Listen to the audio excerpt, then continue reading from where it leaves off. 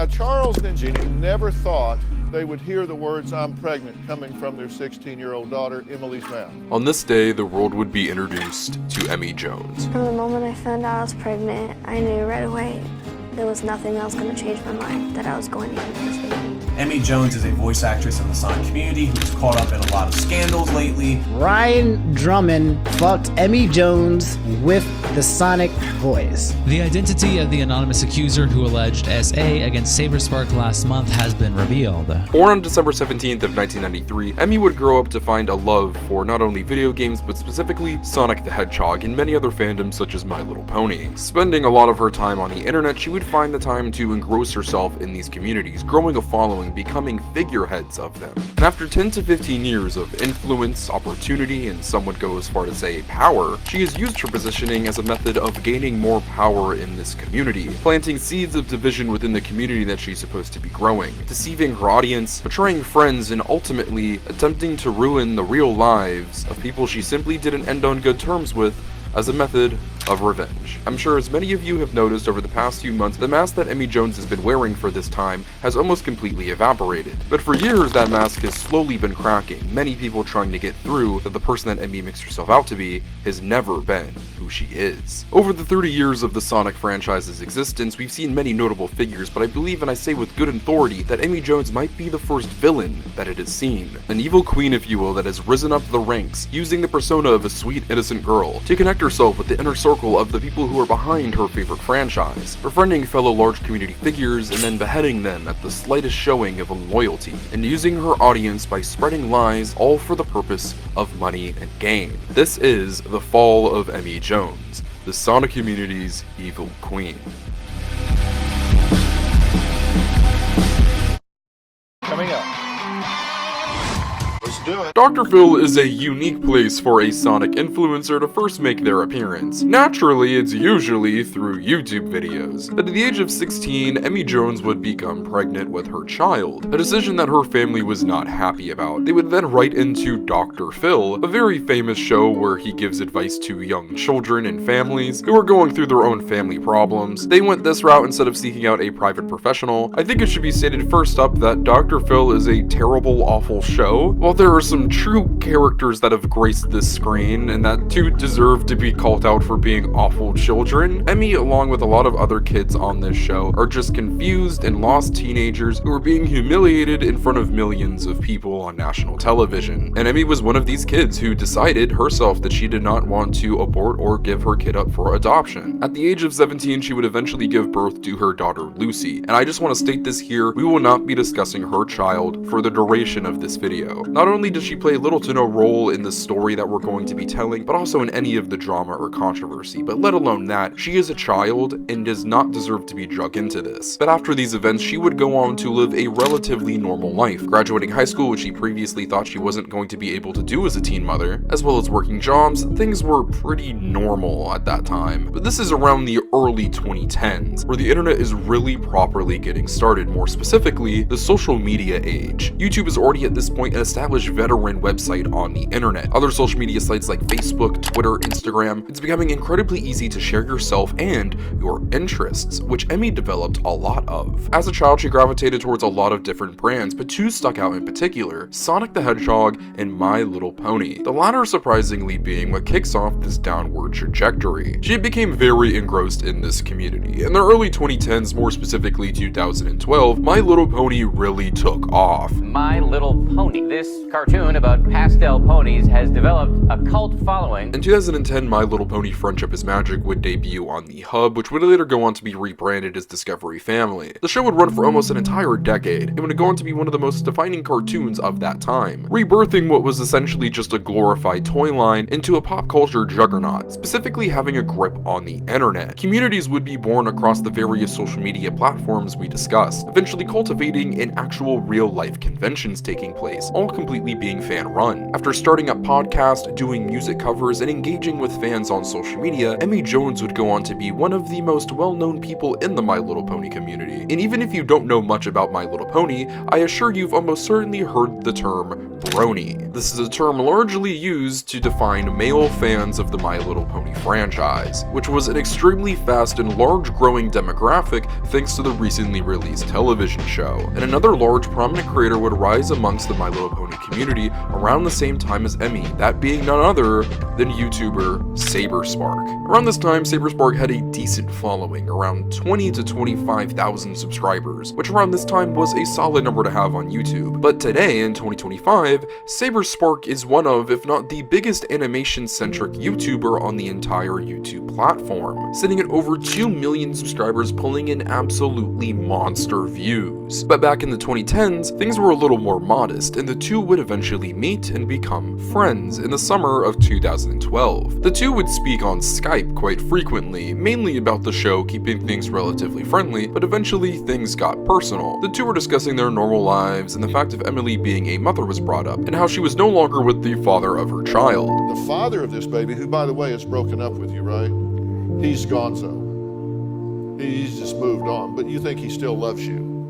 This naturally transitioned into the topic of her being single, and things got progressively more flirty between the two. With the convention Canterlot Gardens being set for the 28th through 30th of September, the two were looking at that convention as a place where they could hook up. Strictly under the banner, though, of friends with benefits. The two would eventually meet at the convention, being in a hotel room with a handful of friends, but going off to eventually have sex. The two would hook up, with both parties going on to describe the encounter as brief and disappointing, but would still keep in contact after this happened. Around this time, SaberSpark was having a lot of anxiety about Emmy not getting her period, fearing that she might be pregnant. He feared this because their sex was unprotected, due to Emmy saying that she had an IUD. And despite IUDs being 99% effective, there was always that 1% chance, and also the chance that Emmy was lying. So the two would meet up at a hotel a few months later in November of the same year for Equestria LA, another My Little Pony convention. While initially planning to take the pregnancy test, they decided to wait until the end of the convention, choosing to spend time together and have fun. They were in a relatively empty floor in the hotel, got intimate, and then went into a bathroom to have sex. After this, however, the two wouldn't be necessarily close during the convention, only really having one brief interaction after a screening of the Brony documentary in downtown Disney. As SaberSpark was leaving the theater, he would look over, and once when they made eye contact, she would awkwardly fall down a wall, seeming to have some kind of medical issue, according to him. But after the Disney staff stepped in and gave first aid to Emmy, Saber would eventually leave, and the two would meet up on the final day of the convention so that Emmy could take her pregnancy test, which came back negative. Confused by Emmy's recent behavior and hesitancy to take the pregnancy test, SaberSpark was questioning a lot about her and eventually pulled away from her, not texting back anymore and eventually unfollowing her on Twitter. The two at this point obviously were not on great terms, with Emily being quite upset at SaberSpark for essentially ghosting her. This made conventions very weird, with there being awkward tension between the two, so SaberSpark decided to reach out and patch things up before SaberSpark eventually pulled away again. This lit a fuse under Emmy, a very angry one.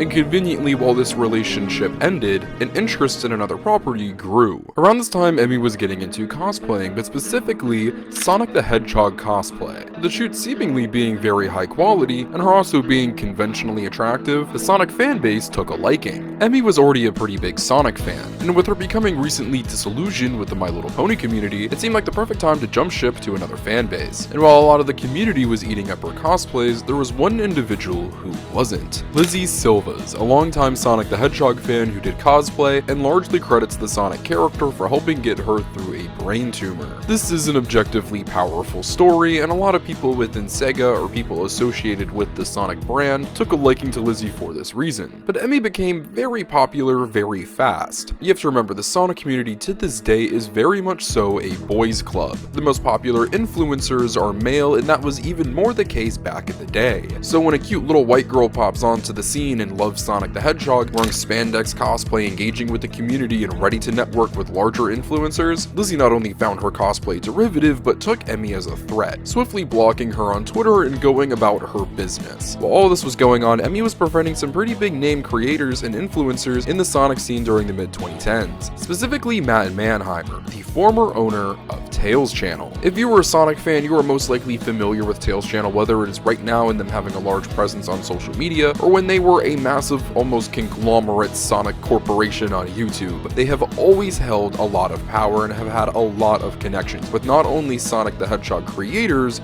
but Sonic the Hedgehog itself. After creating ties with many people associated with Sega, Matt would go on to become the social media intern for Sonic the Hedgehog under Aaron Webber, the former social media manager for the Sonic the Hedgehog franchise after the company went through a restructuring. Aaron was much more than just the social media manager for Sonic, however, almost completely redefining the character's identity in modern pop culture zeitgeist around the mid to late 2010s as a self-aware, meta-contextual character, which had a lot of fans laughing and a lot of people looking disgusted at what they were trying to turn the Sonic franchise into. He was a part of the pitch team that presented Takashi Iizuka's Sonic Mania, the best received Sonic game at the time since Sonic Adventure 2, and also held a meeting with Jeff Fowler and Tim Miller, which a lot of fans speculate was the moment that they decided to change the movie Sonic design, which went on to reshape the franchise forever. This is an important man, and he will be playing a role very soon. Life was pretty good for Emmy. Around this time, she noticed that Lizzie blocked her. Confused as to why, she added Tails channel and YouTuber Steven Nux, which directly led to dogpiling. Not just that, but truly a really fucked up reply came after saying, jealous of attention. She feels she should be getting attention for beating cancer when I'm just a pretty cosplayer. A truly fucked up and heinous thing to say about somebody. And from this point forward, Lizzie vowed revenge on Emmy Jones. Now, while yes, Emmy did start this situation off incredibly poorly, recruiting creators and their fans to attack her, and tweeting an incredibly insensitive comment, Lizzie to this day has made it her mission to destroy Emmy Jones, creating an at this point one-sided relationship with her where she has harassed, stalked, even sent the cops to her home.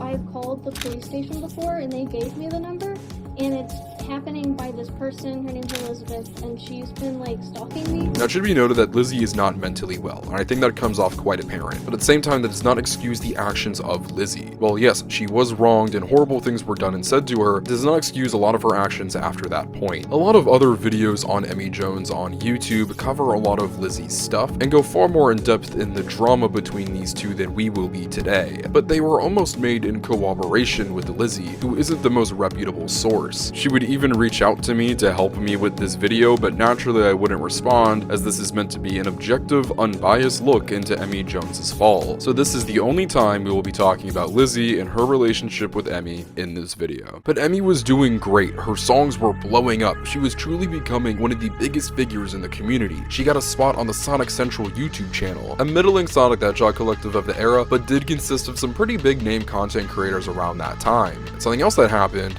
is that she became the Sonic community's most eligible bachelorette. I'm sure you all have been waiting for it. Emmy is most known for sleeping with former Sonic voice actor Ryan Drummond. A little background on Ryan, he was Sonic's first video game voice actor starting in 1998 with Sonic Adventure all the way up until 2004 with Sega Superstars. By this point, he was already over 10 years removed from his tenure as Sonic the Hedgehog, and despite being very young but still around the scene at that time, I can tell you he wasn't incredibly involved with the fan base just yet. Not until 2020 did you see these former voice actors popping out in conventions, doing signings and interviews, so them not only having a relationship, but a relationship this intimate was definitely a novelty at the time. Outside of the fact of a former official Sonic voice sleeping with a fan, the biggest controversy that arose from this is that a lot of people put this under the category of an affair. At the time, Ryan Drummond was indeed married to his wife, with his wife not filing for divorce until 2018 and it being finalized in 2019. In 2016, Emmy Jones claims that they were simply separated. When you and your partner fully agree to separate from each other and that your marriage is essentially finished outside of court, it does not fall under the guise of cheating. You both have mutually agreed to go your separate ways, but due to Ryan and his wife having multiple children, this made the divorce more complicated, which made it take more time, and notoriously, divorces that include children extend the process exponentially. As a child of divorce myself,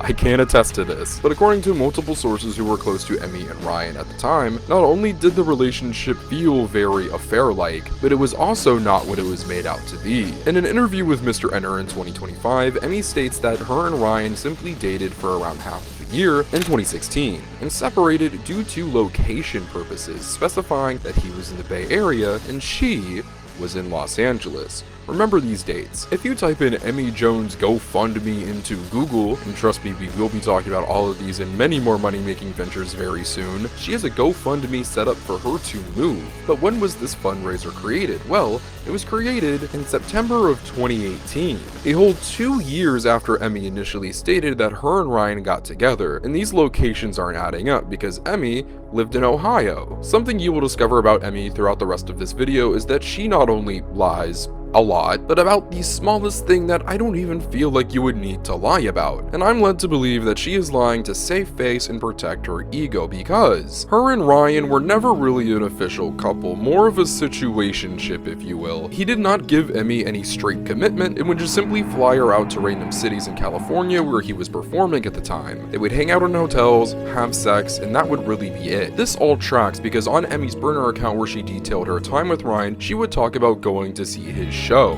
Emmy by no means was living in California in 2016 when the relationship was occurring, which was only described as occurring for around a few months, before Ryan initiated ending things and they both mutually agreed to go their separate ways. So her saying distance was the issue is not just half, but maybe even just a third true. Distance was a problem, but also she was living in Ohio, and also they were never really a defined couple. If this relationship was not an affair, there was nothing necessarily weird or moral here. This is just two adults trying to figure their way around a weird, complicated relationship. I kinda hate that this is the #1 thing people talk about when it comes to Emmy Jones because it's usually just boiled down to, haha, Sonic's former voice actor slept with a fan voice actor who's like 20 years younger than him. And also, you know, they use the voice. Only God knows why somebody would be attracted to the sound of Sonic the Hedgehog while getting their back blown out, but the last thing we do on this channel is kink shame, so if that's what she's into, that's what she's into. At surface level to a normal person brain, this is really just two people having sex. If this truly was an affair and Ryan and his wife were separated, and frequently whenever this comes up, this is used as a smokescreen that covers up bigger controversy that comes later down the line with Emmy Jones, but unfortunately for us,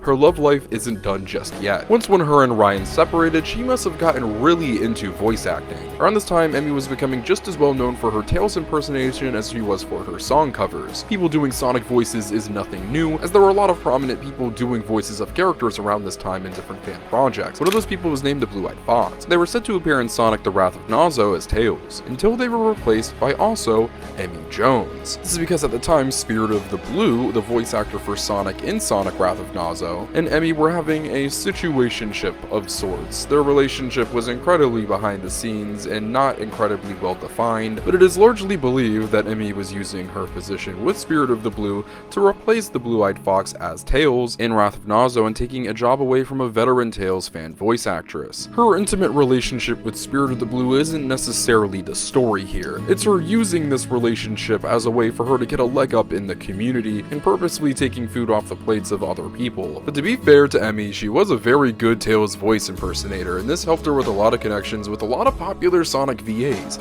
including Ryan Drummond, Pete Capella. You might know him from voicing Silver in Sonic 06, where you can see her hanging out with him while he's playing his guitar. She would become involved romantically with other community figures, whether it be proper relationships, hookups, dating, situationships, or simply leading them on, sometimes for the purpose of simply liking somebody and wanting to see where it goes, or for other ulterior motives. We're not going to speculate on any of these people unless it's public knowledge or I have gotten confirmation from sources. We're not going to speculate if Emmy Jones got with Jason Griffith's dad, but somebody we know that she flirted with, or rather led on, was the member of the website and organization Sonic Retro. I will not be specifying this person for privacy reasons. As you'll come to see in future controversies that we'll get into, harassment from Emmy and her audience plays a big role and is obviously an awful thing to do, and the last thing I want to do is incite more harassment from those people, so when something is not entirely public knowledge, please understand when I choose to exclude their names. This is a part of the story where I'm gonna need you guys to hold on to your seatbelts and maybe grab a snack. Sonic Retro is a very mysterious but also very powerful organization in the Sonic community. Despite being a fan site, they hold a lot of power within the fan base based off of how long they've been around. People a part of Sonic Retro have been a part of the fan base since the 90s era. They are Sonic fan veterans and are very possessive over the community and franchise. This has led to great opportunity for members of Sonic Retro, including Sergio Monaligre, Gray, who would go on to become the social media coordinator for Sonic the Hedgehog, once again under Aaron Webber. Now, why am I talking about this random Sonic fan site outside of the fact that Emmy associated with one of their members? One day, Emmy was given the script for an upcoming Sonic game by the name of Sonic Forces by none other than this unnamed Sonic Retro member. How he retrieved this or got his hands on it, we're not entirely sure. There's been speculation that his Sonic Retro associate who worked at Sega at the time got him this, and once again, we're not here to speculate. What we do know is that Emmy would go on to Discord later that night and would go on to leak this script. For those around the Sonic community at the time, you would remember Sonic Forces script being leaked, and yes,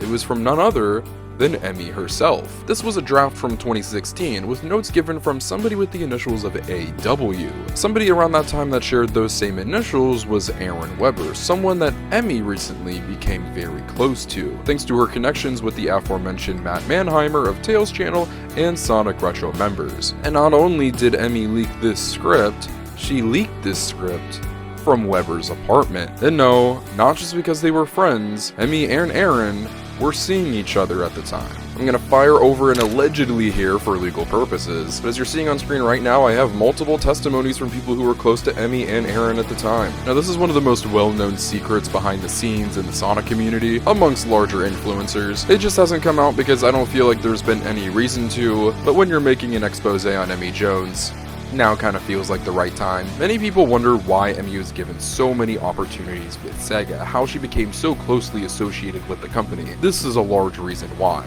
Her having a sexual relationship with essentially the head honcho of the Sonic brand in America around this time allowed her to get her quote-unquote foot in the door and make a lot of connections with people at Sega. She did an entire promo video for Monopoly Gamer's Sonic Edition, something really no Sonic creators were doing around that time. Being given opportunity by Sega, it was really rare, excluding being given positions at the company. At this point, Emmy wasn't just a rising star in the Sonic influencer scene, she was one of the biggest faces. A lot of that power was acquired through interesting means, but in this point in history in the late 2010s entering the early 2020s, Emmy was now one of the most powerful figures in the entire community. And how would she use her power? Well, unfortunately, it's all downhill from here. Throughout Emmy's time in the community, she's had many issues, whether that be her health, her needing to move, her mom needing a dog, but how do we usually know about that? Her seeking financial help through her audience. Now, don't get me wrong, when you have nowhere to turn to and you have a platform, you might as well use it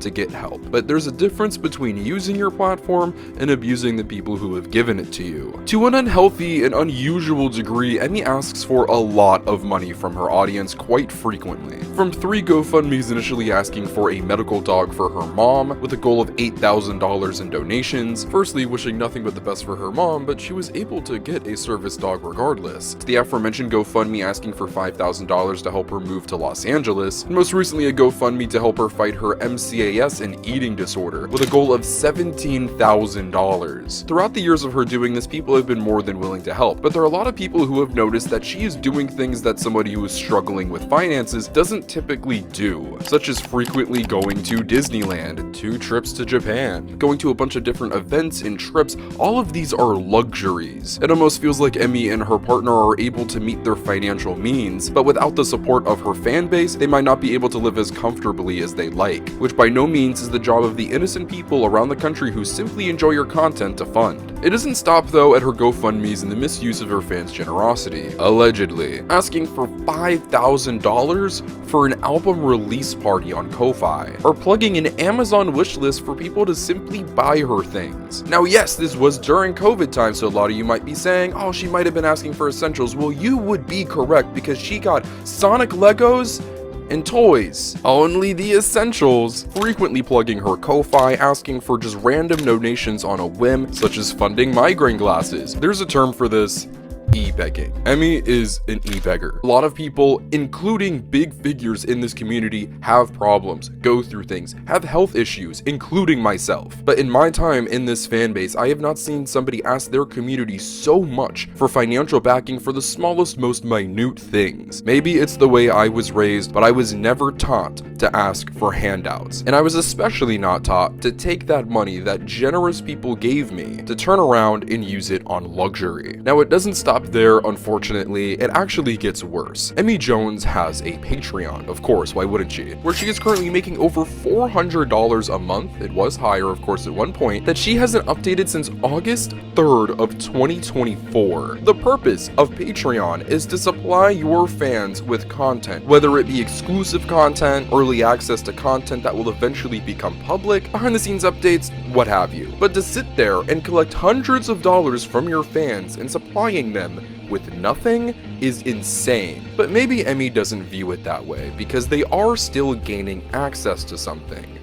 Her Discord. Emmy Jones has a Discord server where she is active in, but this isn't your typical server where fans of someone's content can come together to meet new people, bond, communicate, share interests. No, this is very close to, and I'm really trying not to be hyperbolic, a cult, where Emmy Jones is the queen and her little Patreon minions will do what she wants, whether that be supplying her with a free Nintendo Switch 2, because. Or how about when she gave out Valentine's Day cards that were $15 each? Naturally, she started doing this little money-making scheme around February, consistently fear-baiting her fans into her taking a loss on these cards if they don't sell enough, so people bought multiple, just for months and months and months to go by until late July of that year, where she makes an announcement tossing all the blame onto her partner that he forgot to ship them. And I guess he must have forgot again, because people didn't start receiving their cards until the following year of 2025.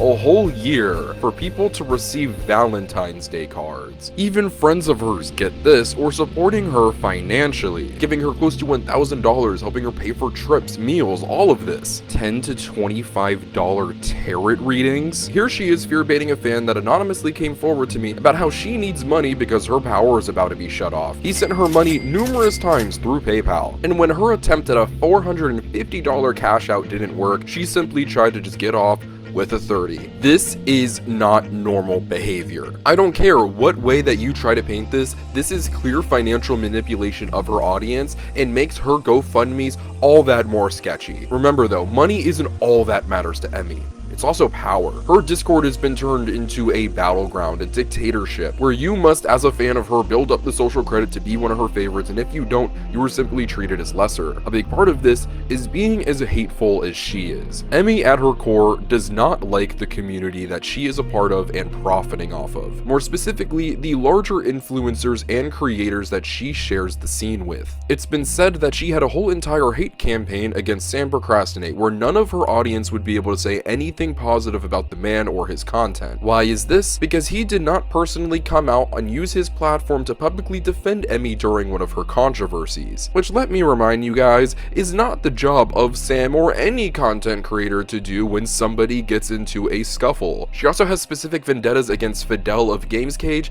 and Tails channel, and for those who are not aware, hasn't been run by Matt Mannheimer in around 10 years at this point. And I swear that this is not the purpose of me making this video, but shocker, she really doesn't like me, having her crew go to the staff of Sonic Revolution to have me removed from the event in 2023. And once when that happened and caused issues, she of course shifted all of the blame onto her friends. Sound familiar? Keep in mind, up to this point, we never interacted.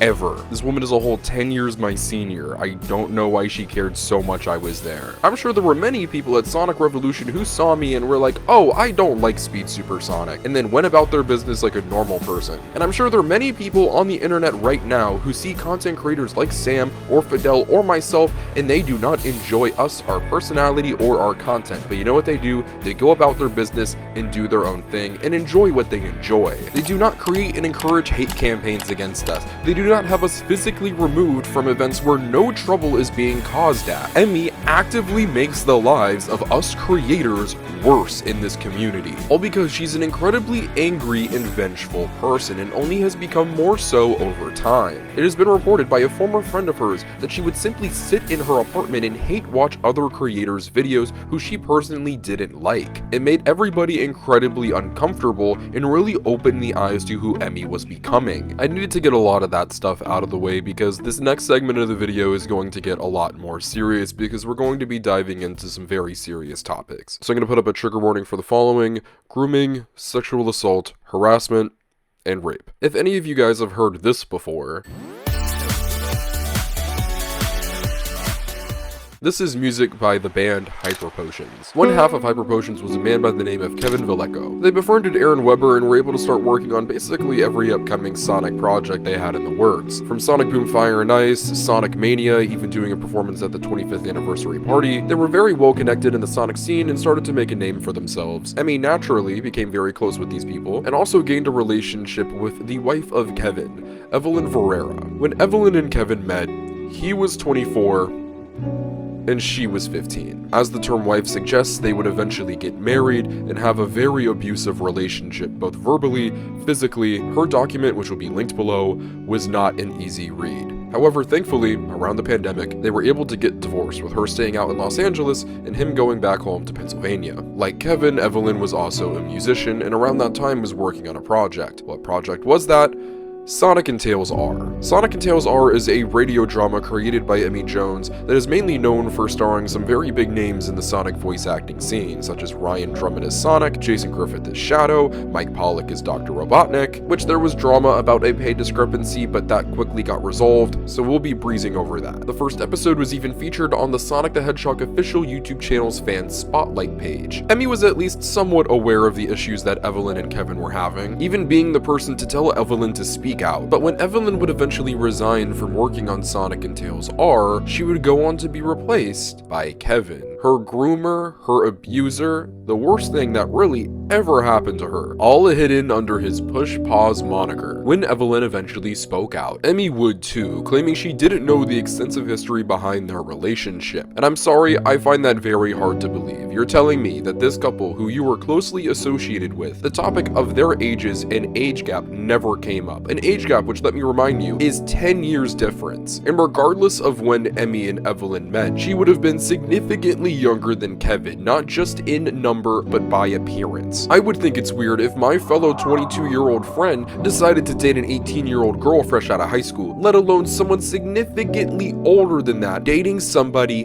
that young. Emmy deflects when Evelyn said that she needed to stick up for herself in relation to Kevin going back home to Pennsylvania and Evelyn staying in LA. But even if you didn't have the gritty details of their marriage and why it was ending, you're telling me that you didn't know anything that Kevin had done? When you were talking with Evelyn in a simple discussion of life, two friends confiding in each other, no red flags were raised about Kevin or his character. But regardless of that, why would you think it is okay or moral to replace the person who is leaving your project with their ex, who they are currently separating from and having a very messy situation? She then flat out lies in her statement, says that the composer role was not filled by Kevin, which, yes, it's right here. It's in the credits. She then gets mad at the internet for condemning her for her wrongdoings in this situation and ends it off by saying that she hopes that Kevin can get the help that he needs. Help he needs?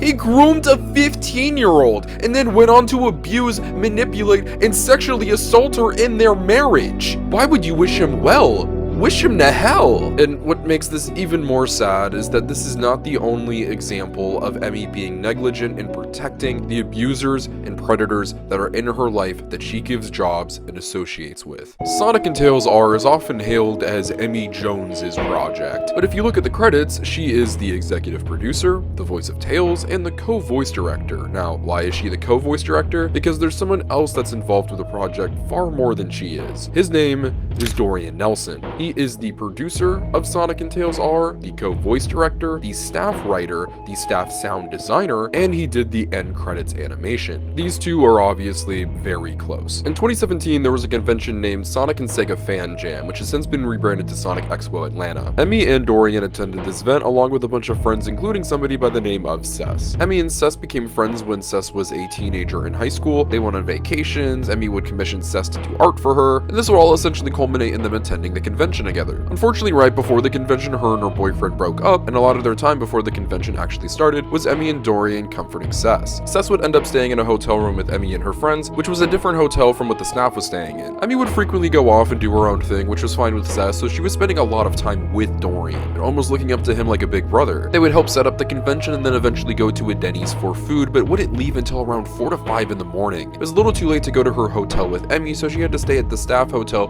where pretty much everyone was sharing a bed, where she would end up sharing a bed with Dorian. What would happen next, though, was not consensual. At one point in the night, she felt his arm around her, and then at another point during the night woke up to him spooning her. She turned around to release his grip, only to see him wide awake. He would laugh, kiss her on the face, and say, "I really like you, Ceci," while running his hand through her hair. While Cess does not qualify this as sexual assault, this by definition is sexual harassment. Emmy would be made aware of this, going on to chew out Dorian and condemn his actions, and Cess would go on to voice to Dorian how this deeply made her uncomfortable, and they were able to continue some form of a relationship, remaining friendly, but by no means being as close or talkative as they used to. Fast forward years later, Emmy would go on to make music with someone by the name of Hunted P. If you guys are not familiar with Hunted P, he did the infamous "You know me, the fighting freak Knuckles, and we're at Pumpkin Hill. You ready?" Yeah, that guy. Long story short, they would have a very weird working relationship. He was incredibly creepy, harassed her. None of that stuff was cool whatsoever. Dorian Nelson, though, who at the time was working on Sonic and Tails R with her, went on to write a statement for Hunted P and then retweet it. This was essentially the straw that broke the camel's back for Cess, and she completely cut off Dorian. This would all soon reach a breaking point, however. In 2022, Sonic Fan Jam was still running, and Cess was intending to attend.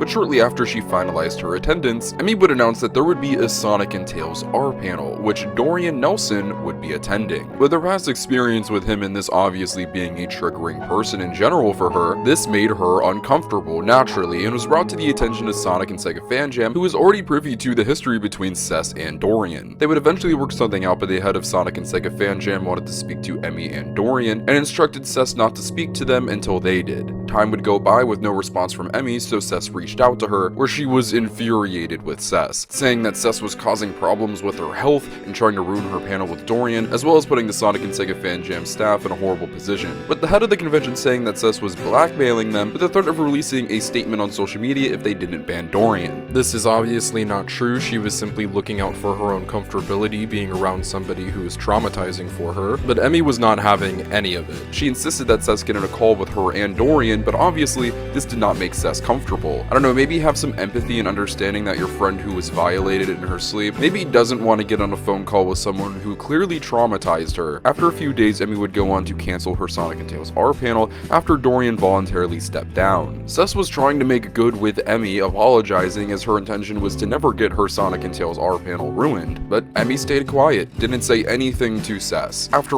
all of this, Emmy and Cess would attend Sonic and Sega Fan Jam, but they would keep their separate ways. 2 days after returning from that event, though, Dorian would publish a doc about how he had been falsely accused of sexual assault for years, with Emmy going on to retweet it and endorse it. Keep in mind, Cess never said that she was sexually assaulted, but she was harassed, and I think we can assume that Dorian is aware of his actions, and that what he did that night was not okay, and has to live with that guilty conscience. Remember, initially when this happened, Emmy was on Cess's side and called out Dorian, but of course, as we're aware by history, she would go on to create an entire radio drama with the man, and then later, when she felt personally slighted, went on to deny this victim's experience and call her out in a public forum, bringing incredibly personal things to light that the public did not need to know about. Emmy would of course take to Twitter to make her own call-out post of Cess, where she accused her of blackmailing Fan Jam, and how Cess coming out about Dorian somehow impacted Emmy's health significantly. This led to months of harassment from Emmy and Dorian's audiences, until months later when Cess was able to publish her own doc, which the edited version of that doc will be linked below. That version was ultimately created after Emmy and her decided to make peace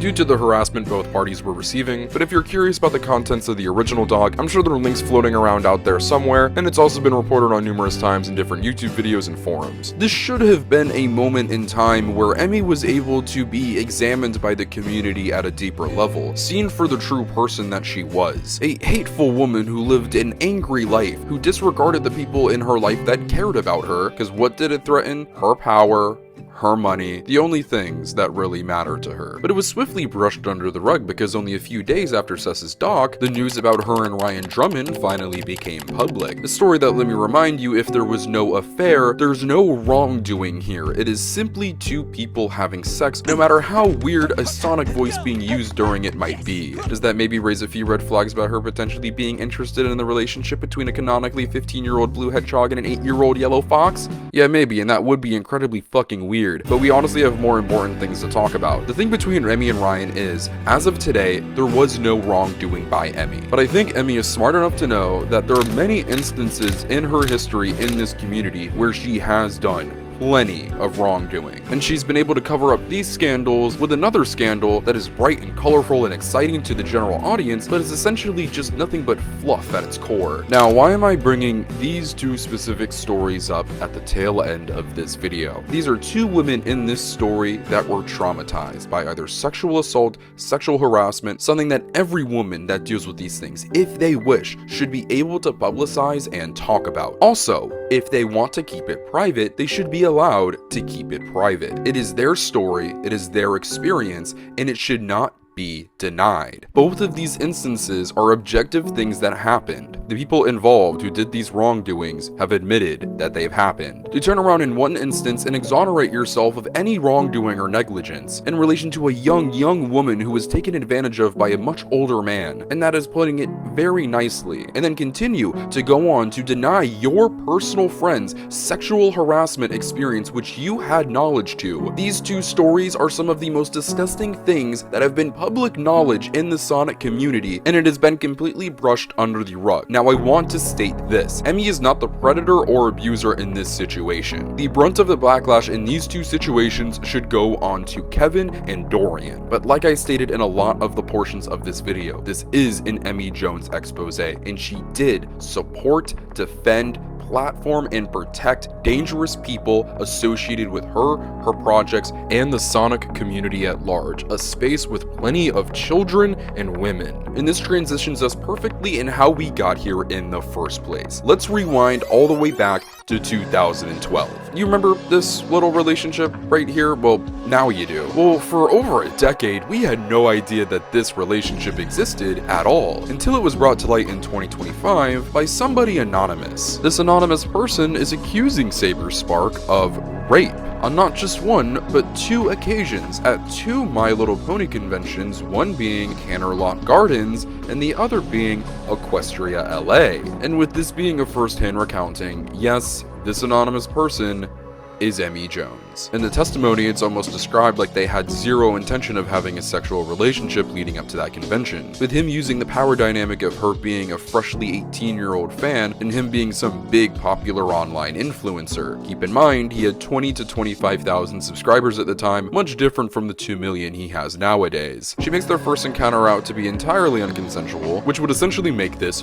rape. It's painted as if this came out of nowhere, despite there being instances in her own testimony where she describes having a crush on Saberspark, as well as him being aware of this. She would then go on to detail her next encounter, where all of the cracks begin to form, recounting them being in an elevator where he forcefully shoved her against the wall and shoved his tongue down her throat. She then says they'd proceed to go right back down exactly to where they were, to then go into the bathroom for oral sex. In text messages, she describes going down to a basement area where there was meeting rooms and a carpeted area. But not only did Saberspark state that this occurred in a lower gym area floor, but the hotel would go on to confirm Saberspark's recollection of the location as correct. But not just that, why would they go down, to then go back up, to then go back down again? In Emmy's original testimony, she makes this out to sound like it was the last time they ever interacted, that what happened was so horrific that she pulled back and never attempted to speak to him again. If you're paying attention, this is a very twisted, different, evil version of what we described earlier in the video when we talked about Emmy and Saber's relationship, and that's because this is exactly what it is. This is a lie. Now, obviously, after discussing two past instances of sexual assault or harassment experiences, I'm not just going to blindly deny somebody saying that they were raped. But once when this was published, us not knowing that this was Emmy, Saberspark was torn to shreds. The narrative of him being a rapist spread like wildfire. You can deny all you want, which is what Saberspark did. But if you don't have evidence, you're kinda fucked. So what did Saberspark do? He sifted through old computers, multiple telephones, spending hundreds of dollars to find text logs, and he did. And it disputed everything Emmy said. That doesn't sound like you immediately retreating from somebody and being so traumatized by your experience with them. What it actually sounds like is that according to her ex-boyfriend Solrak, being unfollowed on Twitter at the time was like the worst thing somebody could have done to her, and that when Saberspark did this not one but two times, remember, somebody that she really cared about and had a sexual relationship with, irked her beyond belief. and would go on to hold a vendetta for years before inevitably attempting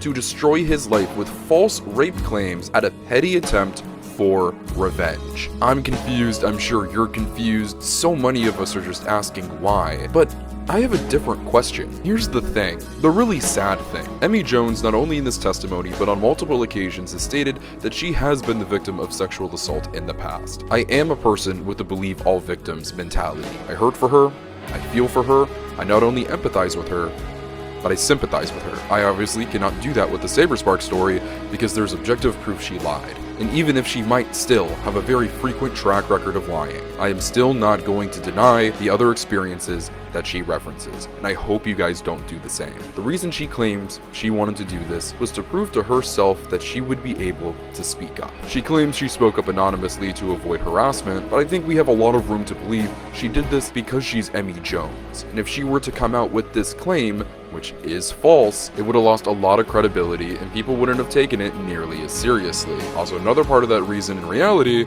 is because she knew she was lying. If Emmy Jones wanted to speak up about her history with sexual assault, why didn't she talk about her actual stories? It would have been an incredibly powerful and humanizing moment for Emmy Jones if she actually talked about her experiences with sexual assault. Something that not a lot of people in this community do, getting that deep, getting that personal. Because the unfortunate reality is there are millions of people in the world and in this community who have dealt with that and continue to do so to this day. And putting that story out there and how you ultimately overcame all of that and managed to have a child and find success despite all the hurt and pain, letting those people know that they're not alone. It would have been, frankly, one of the most beautiful things this fanbase ever saw. But instead, she committed one of, if not her most heinous act, lying about a man that you had an intimate relationship with who happens to be a public figure, and using that as an attempt to take everything away from him and ruin his life. All because you were slighted 12 to 13 years ago. And if Emmy truly cared about sexual assault survivors so much, why is it that on 2 separate occasions, 2 friends, 2 people who were close to her, were treated by her the way they were? One that came to you privately about their experiences, and then you went on to replace them in your fan project with their abuser. And then another friend of yours who was taken advantage of in her sleep by someone that you would go on to create an entire radio drama with, and then go on to deny her experience after knowing damn well it was true, and then sending harassment her way for months, which almost resulted in her taking her life, all because her trauma was an inconvenience to you. I don't think Emmy cares. I don't think she cares about anyone but herself. The same woman that's claiming she wants to be an advocate for sexual assault survivors and standing up for yourself, denied other people's experiences, brushed it off to the side, and then went on to lie about her own. And as I'm sure you know, when you lie about sexual assault, it only makes it harder for people who are coming forward about their experiences to be believed. She would respond to this with blanket definitions and zero evidence of this ever happening. You can talk about your medical conditions, you can talk about your mental illness, but it's not an excuse to act like a bad person and to commit the evil acts that she has. And Emmy, after all of these years of this behavior, and being at the age of 31 going on 32, I don't think she can change. After all of this came to light and she naturally got ridiculed, she might have ran off of Twitter, but she's doing fine. She's going to Pokemon World Championships, smiling ear to ear, having a blast. But meanwhile, all the people that she's affected, they're still picking up the pieces of their life after she came in like a bull in a china shop. She doesn't care. This is who she is. This is Emmy Jones. We have now reached the conclusion of this video. After almost damn near an hour, after everything we've gone through, where do we go from here? I strongly believe Emmy Jones is a danger to our community. I do not believe she deserves a platform. From what initially went to a sweet and innocent love for a franchise turned into a desire to control the community that she was a part of, a years-long quest for power, and that was going to be achieved by any means necessary. And once when she got it, she manipulated her fan base financially, taking advantage of them at every turn, sending them to attack fellow community members, and not just that, friends of hers who were affected by other people close to her were victims of true evil, and she couldn't see past her own ignorance. Emmy first and foremost is a content creator, and her content has been lackluster and middling for years. Not just that, but it's been few and far between, with so many videos being promo pieces or videos that were uploaded out of necessity for sponsorship deals. If you're viewed as one of the top content creators in your community, part of your job is to supply your fans with content, giving back to the community that supports you so much. What exactly is Emmy providing us at this point? What purpose does Emmy at this point in 2025 exactly serve the Sonic community? Because for the past few years, it feels like it has been nothing but drama and nonsense. You know what persists? Her relationship with Sega. I am a Sonic channel first and foremost, and while yes, part of my job is supplying my audience with content for them to enjoy and inevitably having them walk away with a smile or something thought-provoking about the franchise, but also I love Sonic, so I want to promote the brand, I want to see it succeed, and to see the franchise represent itself to the best of its ability with respect and dignity, and Emmy Jones being associated anywhere near that is the opposite. I hope that I was able to communicate in this video that yes, Emmy has connections with Sega, and I understand that there are friendships that extend beyond just Sonic, but to continue associating Sonic with her is doing an active disservice to this brand. Just as recent as last year, she did collaborations with companies such as IHOP and Topgolf to promote their Sonic the Hedgehog collaborations. But was this combined 40,000 view total worth it? We're in the big 2025 now. There are so many Sonic the Hedgehog content creators and content creators in general who are doing so much good for the Sonic brand. And while me, along with them, are getting plenty of opportunity, let's continue having the people who are being an active, positive force in this community be the people to represent it. And that's what this is all about. Community. Every once in a while, there will be people who come around for ulterior motives, but this community has proven to be a bright, beautiful playground where anybody can do anything they want, create any fan game, create some of the most beautiful art, create in-person community spaces where everybody can feel loved and accepted and maybe at home for the first time in forever. And that is what this is about. It's not about the money, it's not about the power, it's about me and you existing together in the same space and enjoying the things that we both love. So please, to everybody watching this video, and even Emmy, choose love.